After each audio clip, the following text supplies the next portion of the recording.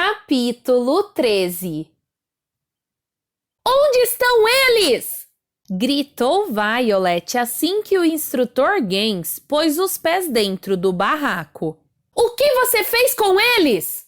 Normalmente, é claro, a pessoa deve iniciar uma conversa com olá, como vai? Ou algo do gênero. Contudo, a mais velha dos Baudelaire estava angustiada demais para seguir as normas de boa educação. Os olhos de Gens brilhavam até não poder mais. Contudo, sua voz saiu calma e agradável. Aqui estão, disse, erguendo e mostrando a fita e os óculos. Achei que vocês podiam estar preocupados e resolvi trazê-los logo de manhã cedo. Não é deles que estamos falando, disse Klaus, tomando os dois objetos das mãos ossudas de Gens. É deles, os outros. Infelizmente, não estou entendendo esses eles todos, disse o instrutor Gens, dando de ombros para os adultos. À noite, os órfãos correram no gramado, exercício que faz parte do meu programa DOR. Porém, tiveram que sair apressados de manhã para prestar os exames. Na pressa, Violet deixou cair a fita e Klaus deixou caírem os óculos. E o bebê... Você sabe muito bem que não foi isso que aconteceu, interrompeu Violet. Onde estão os trigêmeos Quagmire? O que você fez com nossos amigos? O que você fez com nossos amigos? Arremedou o vice-diretor Nero em deboche. Parem de dizer tolices, órfãos. Infelizmente, não são tolices, disse Gens, balançando a cabeça envolvida no turbante. E prosseguiu com sua história. Como eu estava dizendo quando a garotinha me interrompeu, o bebê não se apressou em acompanhar os outros órfãos. Ficou lá sentada no chão como um saco de farinha. Então, cheguei perto dela e dei-lhe um pontapé para que se movesse. Excelente ideia, disse Nero. Que história estupenda! E então, o que aconteceu? Bem, primeiro tive a impressão de que havia cavado um buraco enorme do bebê com o meu pontapé, disse Gens, os olhos brilhando. O que eu diria ser uma sorte, levando em conta a péssima atleta que era Sunny. Seria uma bênção que a livraria para sempre da infortunada condição. Nero bateu palmas. Sei muito bem o que você quer dizer, Gens, disse ele. Ela é também uma péssima secretária.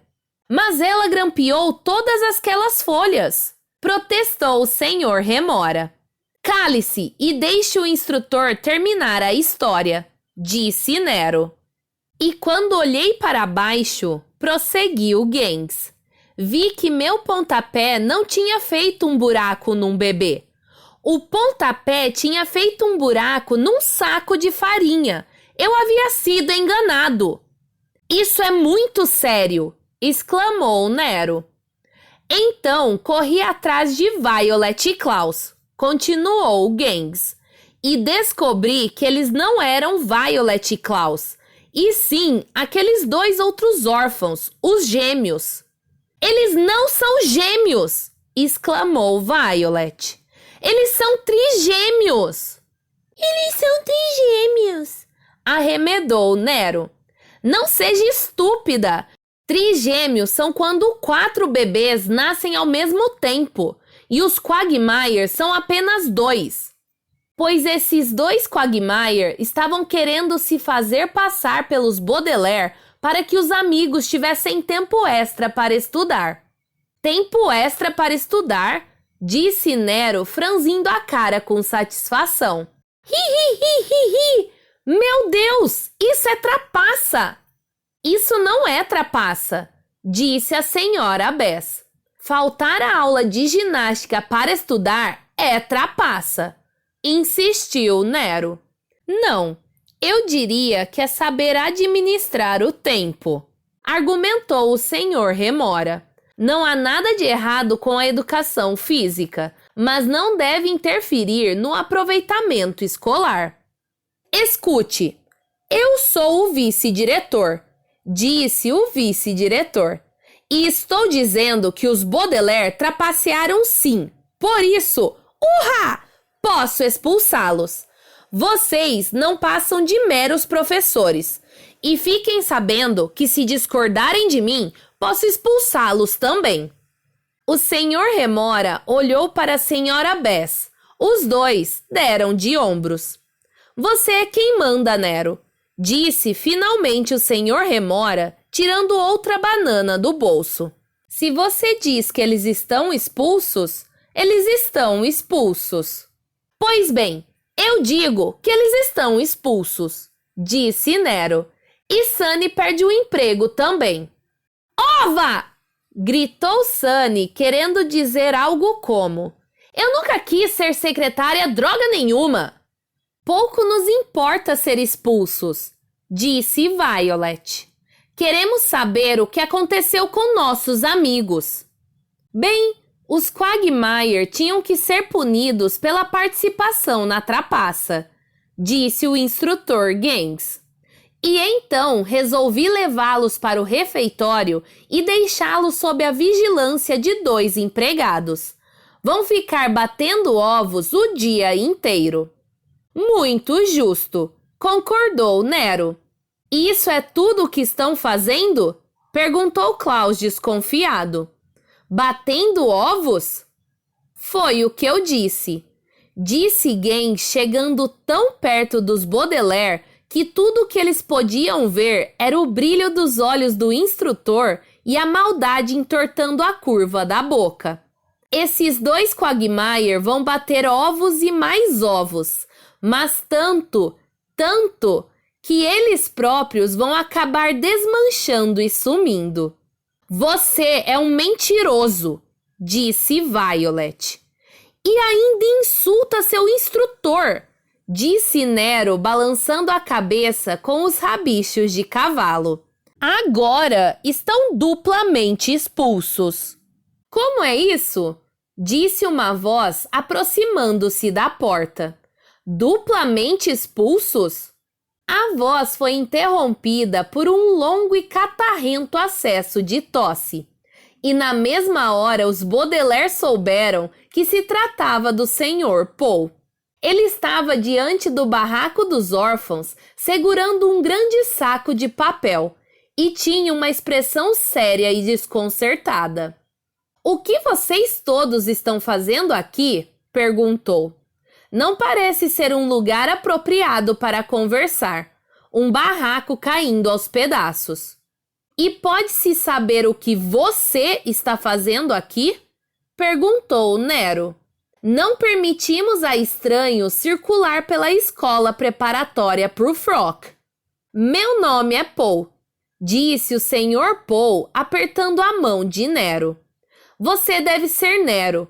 Falamo-nos pelo telefone. Recebi seu telegrama sobre os 28 sacos de balas e os 10 pares de brincos com pedras preciosas. Meus sócios na administração de multas acharam melhor que eu fizesse a entrega pessoalmente. E por isso, aqui estou.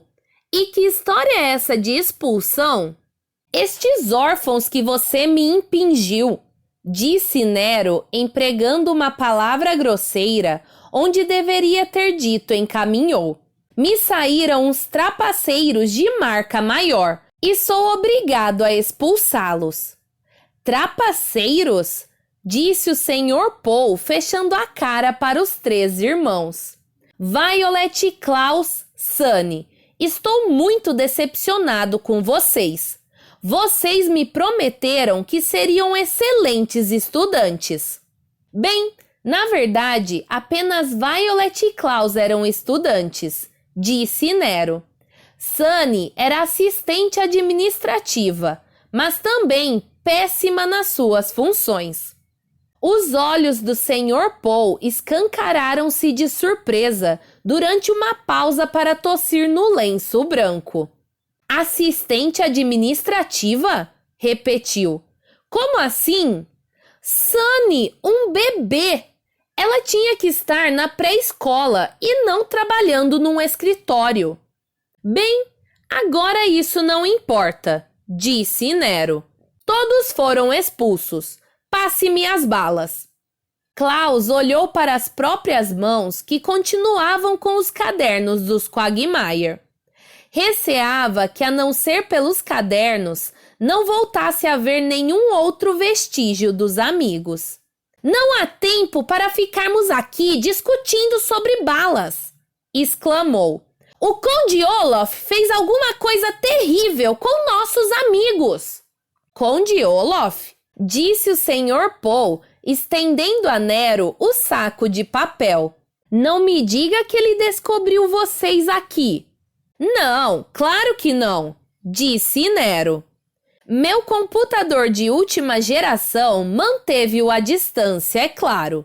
Mas as crianças têm essa bizarra ideia de que o instrutor Gens é, na verdade, Olaf disfarçado. Conde Olaf, disse Gens, demorando-se na pronúncia das duas palavras. Sim, já ouvi falar dele. É considerado o melhor ator do mundo. Eu sou o melhor professor de ginástica do mundo. Logo, não haveria possibilidade de sermos a mesma pessoa.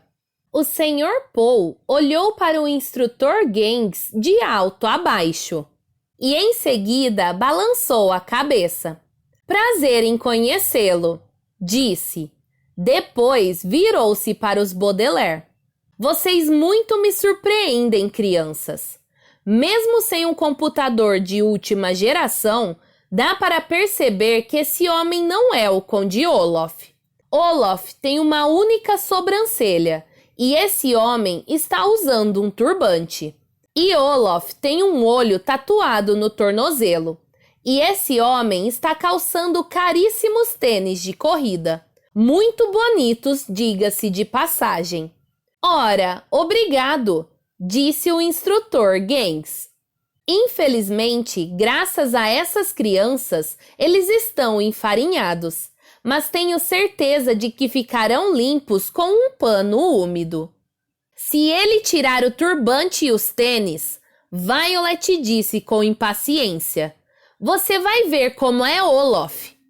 Já passamos por isso antes, disse Nero. Ele não pode tirar os tênis de corrida porque esteve se exercitando e os pés suados devem estar com mau cheiro. E não posso tirar meu turbante por motivos religiosos, acrescentou Gens. Você não está usando turbante por motivos religiosos, disse Klaus com revolta. E Sunny gritou alguma coisa em concordância. Você está usando o turbante como disfarce. Por favor, Sr. Paul, mande ele tirar. Escute aqui, Klaus, disse o Sr. Paul severo. Você precisa aprender a aceitar culturas diferentes. Desculpe, instrutor Gens, essas crianças não costumam ser preconceituosas. Tudo bem, disse Gens. Estou habituado à perseguição religiosa. Entretanto, continuou o Sr. Paul depois de um breve acesso de tosse. Eu lhe pediria para tirar os tênis de corrida, nem que fosse só para tranquilizar o espírito das crianças. Acho que todos podemos suportar um pouquinho de mau cheiro, desde que seja em nome da justiça criminal. Chulé! Disse a senhora Bess torcendo o nariz.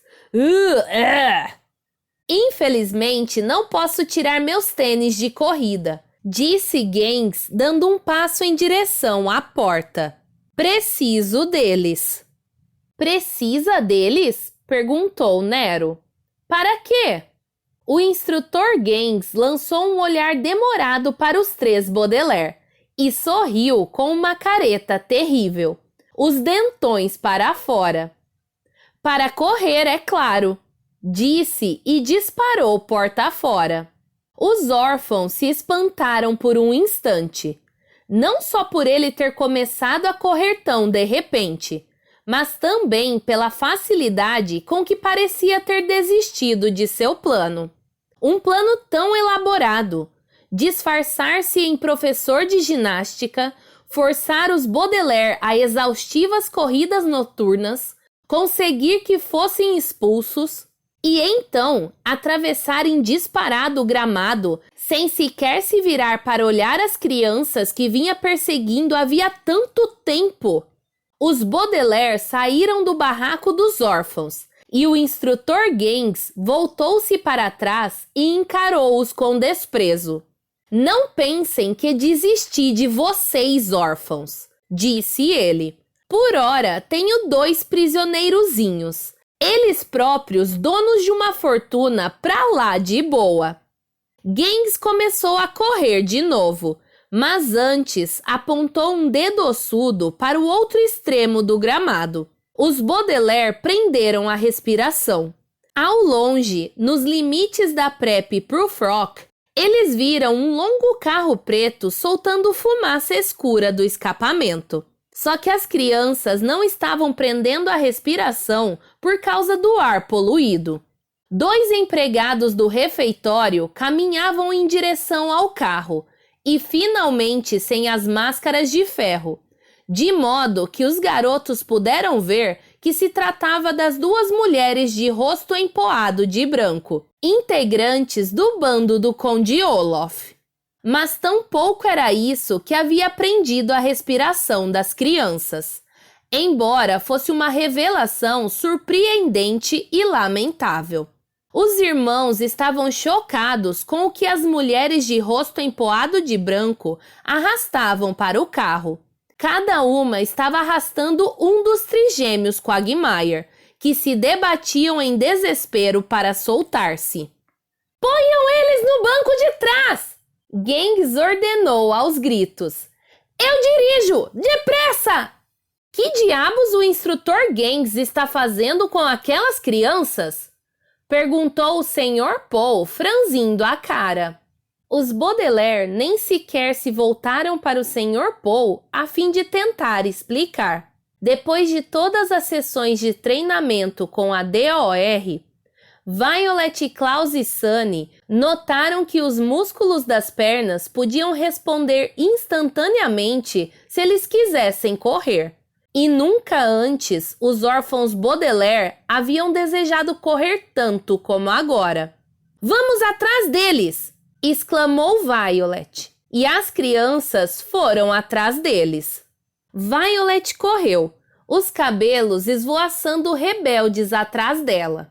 Klaus correu e não se preocupou nem um pouco se os cadernos dos Quagmire poderiam cair.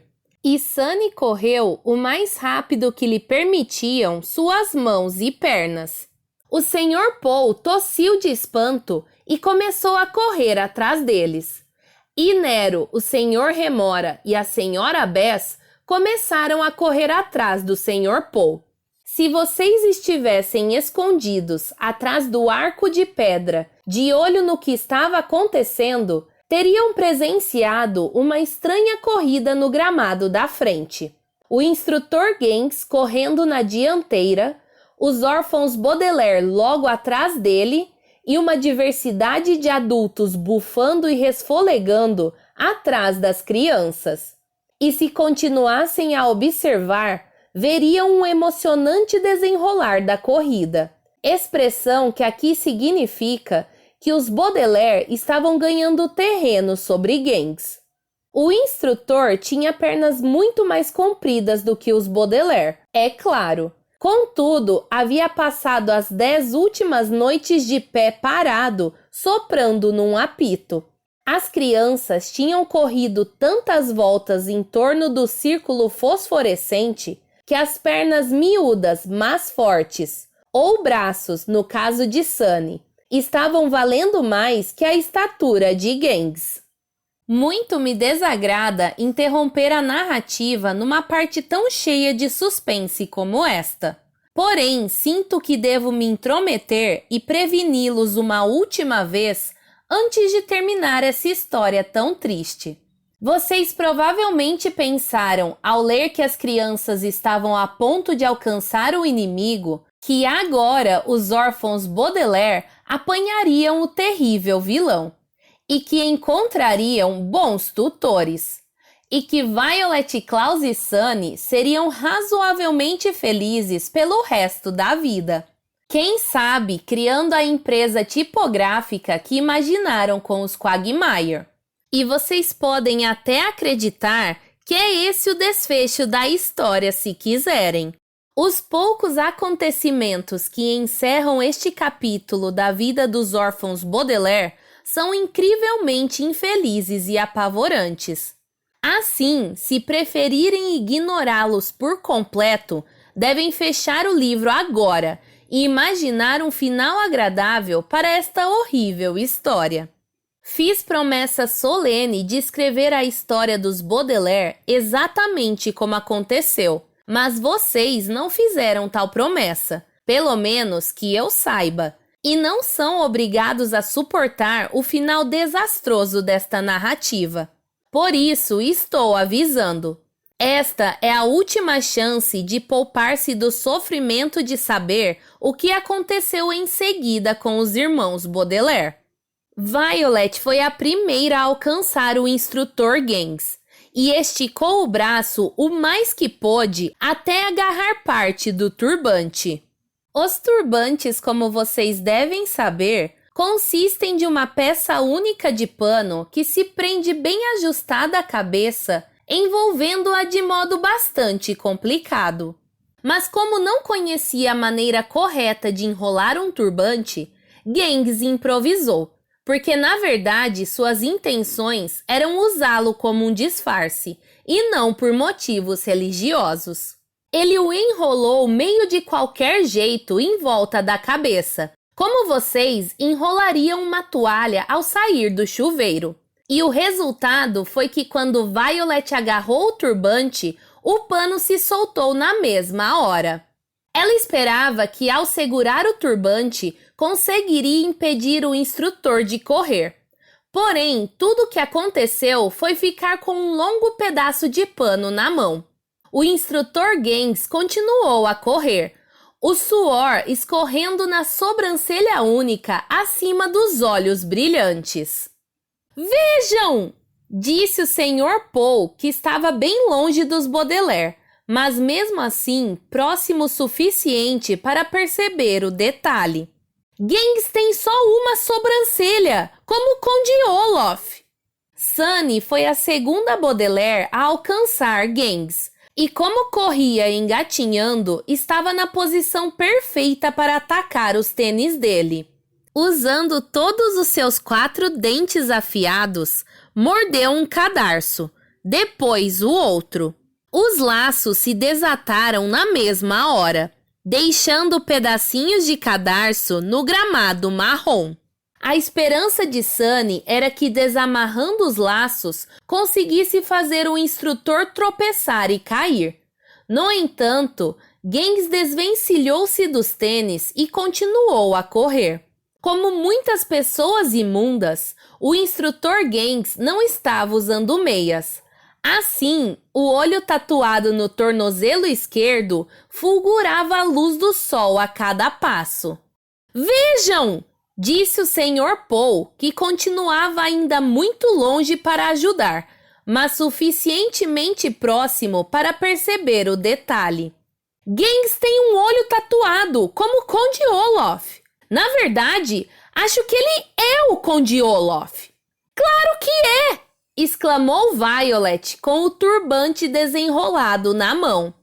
Sophie! Gritou Sunny com um pedacinho de cadarço de tênis na mão. Ela quis dizer algo como: era o que estávamos tentando dizer a você. Klaus, entretanto, não disse nada. Pôs toda a sua energia na corrida. Porém, não corria em direção ao homem que agora podemos enfim chamar pelo nome verdadeiro, o Conde Olaf. Corria em direção ao carro. As mulheres de rosto empoado de branco estavam empurrando os Quagmire para o banco de trás, e Klaus sabia que aquela podia ser a única chance de salvá-los. Klaus! Klaus! Gritou Isadora assim que ele alcançou o carro. Klaus deixou os cadernos caírem no chão e agarrou a mão da amiga. Socorro! Segure firme! Klaus exclamou e começou a puxar Isadora para fora do carro. Sem dizer nenhuma palavra, uma das mulheres de rosto empoado curvou-se e mordeu a mão de Klaus, forçando-o a soltar a trigêmea.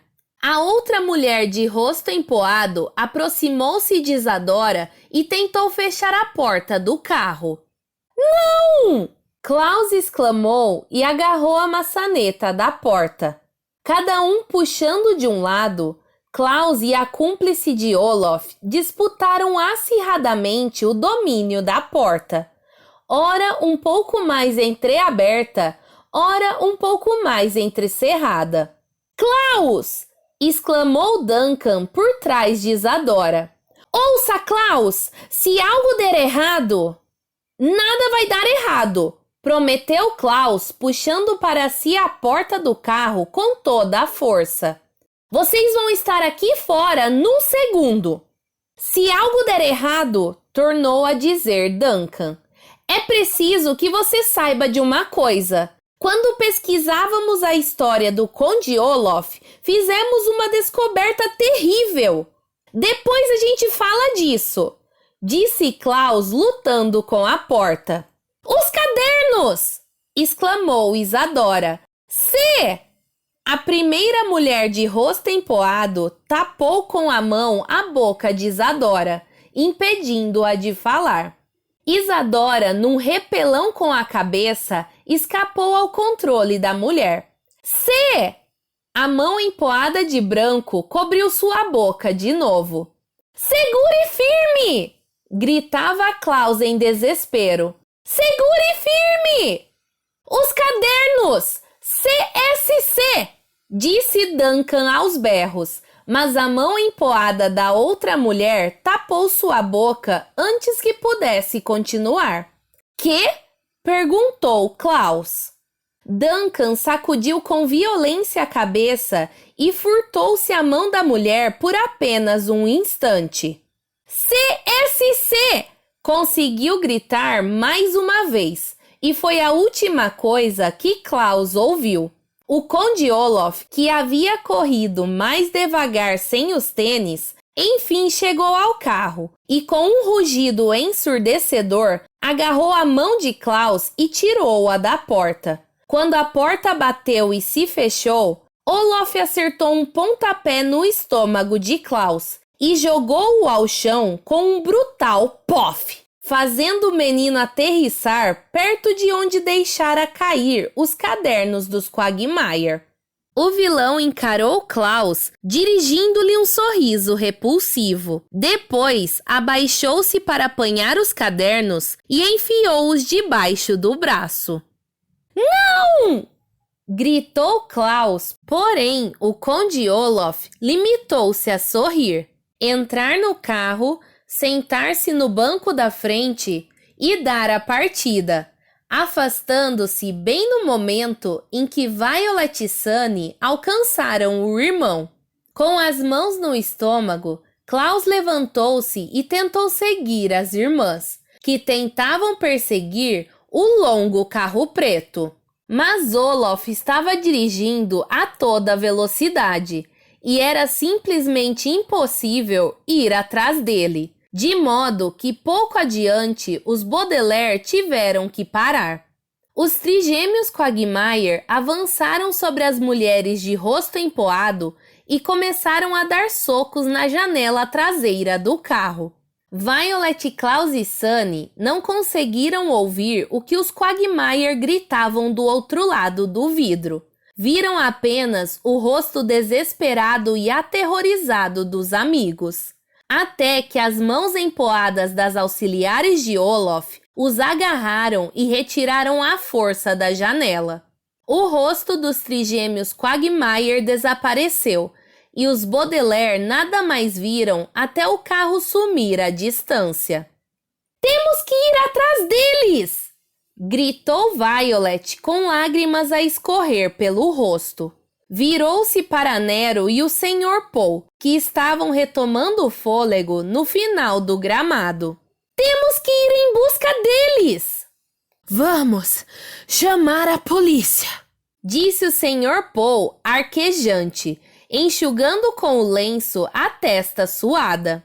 Eles também têm um sistema computadorizado de última geração. Com certeza vão pegá-los. Onde fica o telefone mais próximo, Nero? Não vou deixar que use meu telefone, Paul, disse Nero. Você trouxe para cá 3 terríveis trapaceiros. E agora, graças a você, meu supremo professor de ginástica foi-se embora e levou 2 alunos com ele.